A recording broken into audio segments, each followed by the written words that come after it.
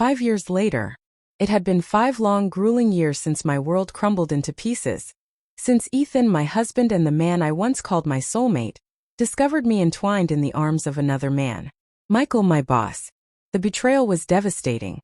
A seismic rupture that tore apart not only our decade-long marriage, but also the foundation of the life we had so carefully built together. That night played on an endless loop in my mind, a cruel specter of regret. Ethan had stood there in the doorway, clutching a takeout bag he had lovingly brought for me. His face was a portrait of silent agony, his hands trembling, his eyes, the eyes that had once brimmed with warmth and devotion, now dimmed and hollow. He didn't yell. He didn't rage. He just stared at me, as though I were a stranger, before turning and walking away without a word. That quiet devastation was somehow worse than anger, a testament to just how profoundly I had broken him. The divorce was inevitable. Ethan didn't speak to me throughout the entire process, and I couldn't blame him. I signed the papers through a veil of tears, relinquishing everything without a fight. Our home, our memories, and most painfully, him. When it was all finalized, I fled town, unable to face the ruins of my mistakes or the judgment of our mutual friends. Rebuilding a shattered life. In the years that followed, I immersed myself in therapy, seeking to piece together the fragments of my broken self. Therapy became my sanctuary, a mirror that reflected the deep cracks in my soul, the loneliness, the gnawing insecurity, the insatiable need for validation. My affair with Michael hadn't been about love. It had been a fleeting escape from my own inadequacies, a desperate attempt to fill a void that I hadn't even fully understood. The guilt was unrelenting. Every single day it clawed at me, a constant reminder of how deeply Ethan had loved me, and how carelessly I had squandered that love. Ethan had been my rock, patient, kind, steadfast. The man who had stood by me through every trial, every storm. And yet I had betrayed him. I had turned my back on the one person who had loved me unconditionally. Michael had been nothing more than a momentary distraction, a mirage in a barren desert. And the cost of that illusion was immeasurable. The invitation. When Sarah's wedding invitation arrived, it was like opening a wound that had never truly healed. Sarah, one of Ethan's closest friends, had always been kind to me. Seeing her name brought a flood of memories. Dinners, laughter, vacations. A life that now felt like it belonged to someone else. But it wasn't just the name that gutted me, it was the location. The wedding would take place at the very church where Ethan and I had exchanged our vows. I almost threw the invitation away. The idea of walking into that church, of confronting the memories that haunted me, was unbearable. But a small, insistent part of me urged me to go. Perhaps this was my chance to apologize, to find closure, to finally say goodbye. A ghost in the church. The day of the wedding I felt like a specter, moving through the corridors of my past. The church was almost unchanged. The same stained glass windows casting vibrant hues, the same soft glow of candles, the faint scent of aged wood and roses. Each detail was a reminder, a painful echo of the happiest day of my life. I scanned the crowd nervously, my heart racing as I wondered if Ethan would be there. And then I saw him, seated near the front, effortlessly handsome in a tailored dark suit. His hair now carried streaks of gray, but his posture was as confident as ever. He was speaking to a woman with striking red hair, her laughter melodic, her hand brushing lightly against his arm. A knot of jealousy and regret twisted in my stomach. She was stunning, poised, elegant, everything I felt I wasn't. Was she the one who had claimed the place I had lost? Did she give him the happiness I had so carelessly discarded? Our eyes met. For a moment it felt like time itself had frozen. His expression was unreadable. Neither cold nor warm, just quiet recognition. I wanted to speak, to apologize, but my voice betrayed me. I lowered my head, retreating into the shadows. The encounter.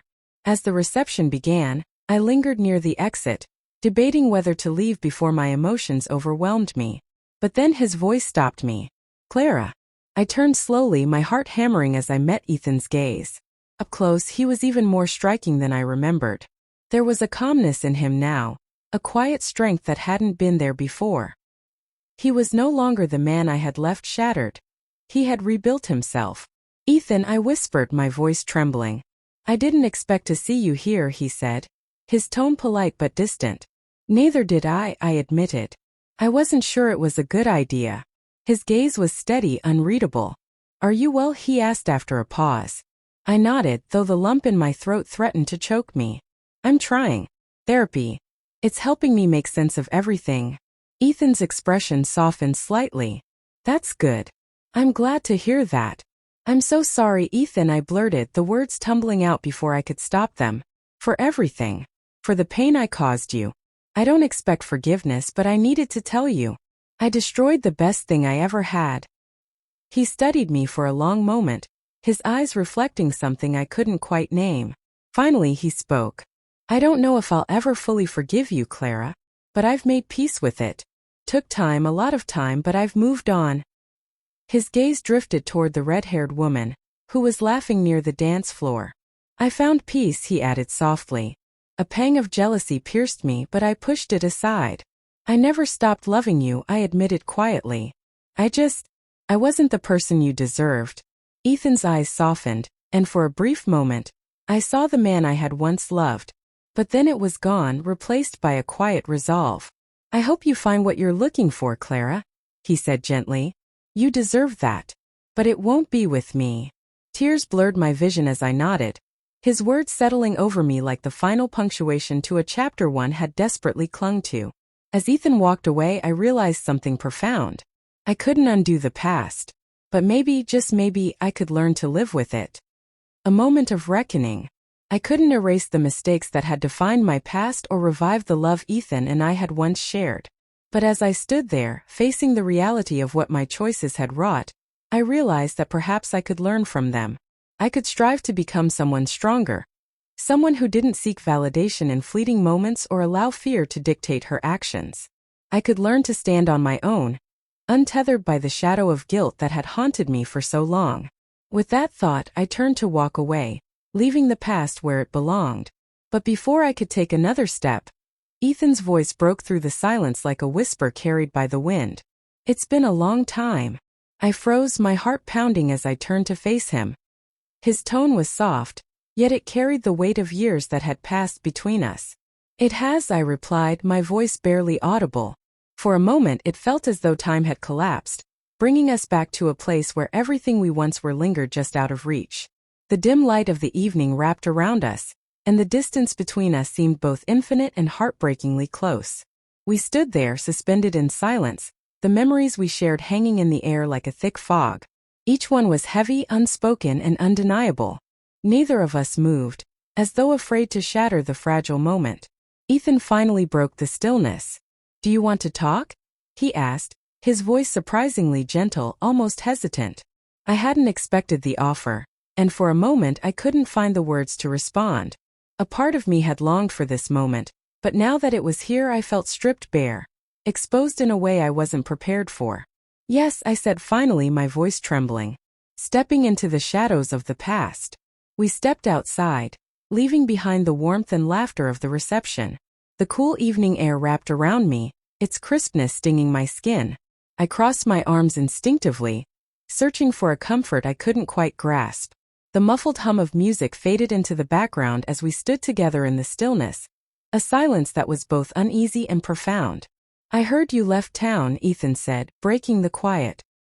His voice was steady, but there was a faint edge to it, as though he wasn't sure he wanted to know the answer. I did, I admitted, drawing in a deep breath. I couldn't stay. Everything reminded me of what I'd done, what I'd lost. It was like living in a house full of ghosts, every corner haunted by regret. He nodded slightly, his expression unreadable, though his eyes held a flicker of something, sympathy perhaps or understanding. And Michael, he asked, his tone careful, measured. It ended not long after everything fell apart.